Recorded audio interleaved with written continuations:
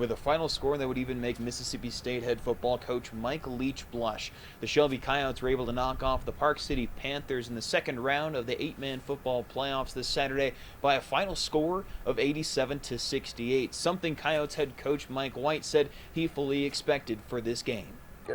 I kind of had a feeling it'd be a high scoring. I mean, they got some guys that were tough to stop, obviously, and we knew if we had to score, we were able to.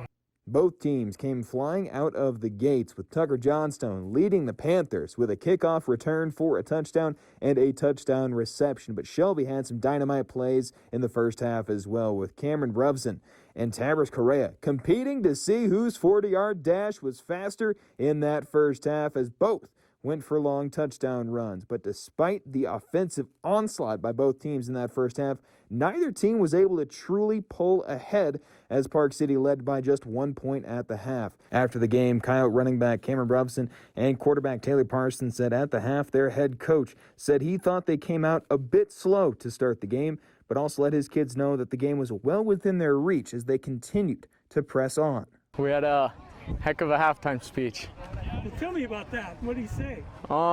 Just a little bit of everything, man. We came out a little slow.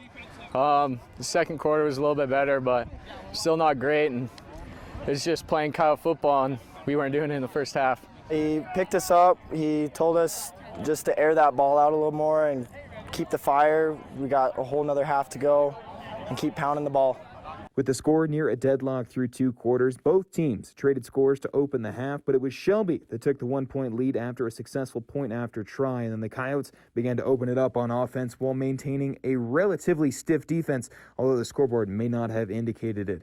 Coyotes head coach Mike White said after the game, the break at the half was crucial for his team as it allowed them to get back to the drawing board so they could get to those important stops in the second half.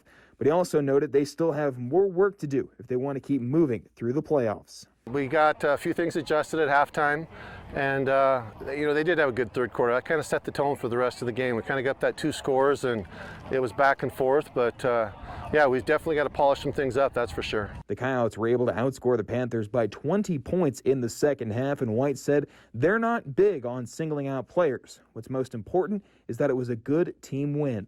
I think they all did. We're not a big stat team, so we don't keep a lot of stats, and we're not a big singling guys out. Everybody helps, everybody contributes, does their role, and that's kind of what happened today. I mean, we had a lot of guys touch the ball on the offensive end. The Coyotes will now head to Shelby for the semifinal round of the 8-man football playoffs. That game kicks off on November 14th. For MTN Sports, I'm Sam Hoyle.